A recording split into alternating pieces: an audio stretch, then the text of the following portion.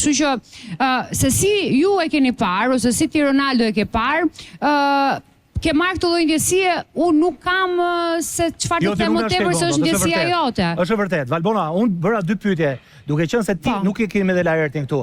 Pra deri tani bëra gazetari dhe pyeta personat e interesuar, gjysmat, sepse ti je këtu, Laerti është aty brenda. Në qoftë se do të flas tani opinion, opinioni im do ishte që ju dhe po të ishit lidhur aty brenda, do ishte një çift shumë i mërzitshëm. Sinqerisht, unë nuk Orti ti a mendon se Valbona, duke folur vetëm nga këndvështrimi i lojës, e dëmtoi. Më fal, nëse a mendon se Valbona e dëmtoi lojën e Laertit? Jo, sepse ku ka dash Valbona, ka ndihmu lojra, kur s'ka da jo, nuk Valbona nuk e faturohet fare Valbona, jo. Valbona nuk e ka prishur lojën e Laertit, Valbona ka qenë një kal troje për Laertin, që Laerti në fund fare e flijoi duke e nxjerr jashtë dhe kjo ishte mjaft e dukshme. Pastaj për të puthur, Laerti ka puthur Aldon dhe puthi gjithashtu Gjestin, kështu që nuk besoj, siç thotë Ed Manushi, që u tërhoq nga Valbona se është për shkak të kohrave etj etj. Po, Amber i donte të shtonte diçka? Para se të vija për në studio, pash dritat e shtëpis, kur kalova dhe e bëra si ajo zonja në qyteti, u ktheva dhe thash, moj shtëpi, thash, më shumë u puthën bura me bura se bura me gra këtu.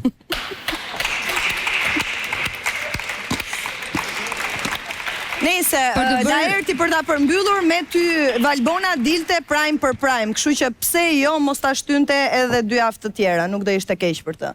Për këtë arsye ai ka qenë edhe tip kryefjale në shtëpi, pa bërë asgjë dhe duke bërë ti çdo gjë. Një tjetër nga situatat më kulminante kanë qenë edhe debatet me ty, Gerti. Mes teje dhe Laertit ka pas goxha ngacmime edhe sherre me tone shumë të larta. A mendon se me këtë objektimin për t'i prishur lojën në fakt i ke ngritur figurën? Unë nuk do zjatëm shumë për Laertin, se jam zjatë kaq shumë, i kam po i reklamat i Laertit sa mran lesht. Edhe shqyqy Lazaruaj i dashur na bëri me flok. Orina. Tani mbolle flok. Nuk merrem më me këtë gjë se jam lodh. Edhe fjalën time e kam thënë në emision tjetër, po prap tu dhe e kam mbyllur. Po dua t'ju rikujtoj të gjithëve juve, kur më flisin për Laertin, të kujtoni vetëm një sekuencë të vogël, çfarë ndodhi shtunën darkë, kur ai djali i vogël ishte i shtrirë në tokë dhe Laerti kruhesht mes gjithëve, bashkë me Rosana Radit. Ky është Laerti, për mua. Për mua është ai njeriu që e pa atë të rrëzuar, të rënuar dhe nuk vajte të vinte një dorë. Pra çfarë do të flasim më shumë se sa kur kemi humbur sensin njerëzor të gjithë asaj që flasim që Big Brotheri lësi mesazh në fundit. Pra do japim 2 mesazhe. Dhe ishte pikërisht momenti që ai thoshte fjalën e vet.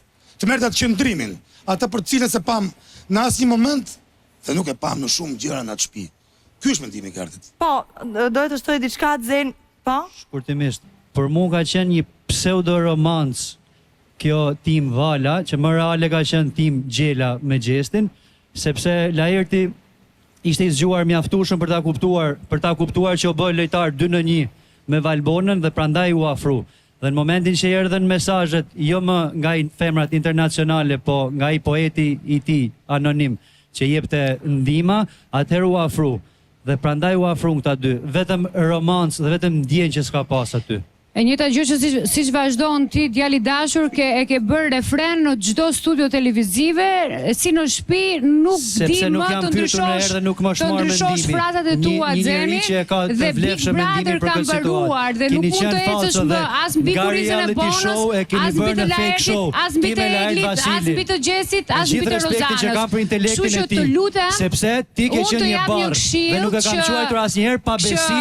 Fakti që ai të largoj, sepse ty duhet të të nxirrte jashtë. Je një bar, je një kafshat që nuk ka për dijet, Valbona Milli. Apo në një situatë, apo në një dinamik, lëri të tjerët, nuk mund të ecësh në kurrizë të tjerëve. Big Brotheri ka mbaruar, Big Brotheri nuk ka mbaruar akoma përderisa ne po flasim të gjithë, edhe Vimxo Prime, okay? Ishte po flisja me Xenin, ti ke qenë turiste, kështu që ke bërë pushime të mira në shtëpi, kështu që mund të bëj një pyetje. S'kam asgjë tjetër për të thyer replikën. Të dëgjojmë Ronaldo. dëgjuar diçka tjetër.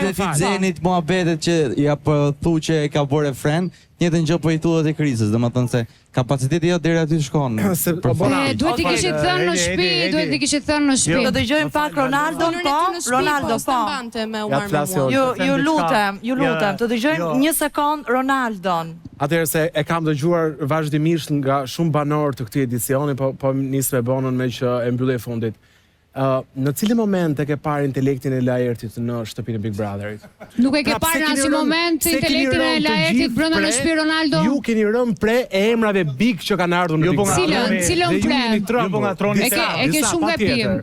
Nëse drejtohesh mua, jem me personin e gabuar, sepse unë nuk është se kam rënë pre e intelektit të Laertit, se unë nuk është se linda dhe vajta në shtëpinë e Big Brother dhe ti e di shumë mirë. Tani, ne meritat e Laertit nuk ja heqim dot. Po kush janë meritat e Laertit? Marrëdhënia ime me Laertin është gjë tjetër. Mund t'i numërosh meritat e Se Laert si shkoi marrëdhënia jonë dhe u treguaj pa besë mua, kjo është gjë tjetër. Të nuk ja fal dhe nuk ja justifikoj në asnjë lloj momenti. Ndërsa për intelektin dhe për zgjuarsinë e Laertit dhe për atë çka përfaqëson Laerti, është për ta duar trokitur. Okej, pyetja fundi që dua të shtroj Olti është, sa mundësi, sa gjasa ka që Laerti të fitoj Big Brother VIP 4? Gjasat që Laerti të fitoj Big Brother VIP 4 janë që Olti të thuaj 25%. Aq sa t'jem unë balerin i parë teatrin e operës dhe baletit.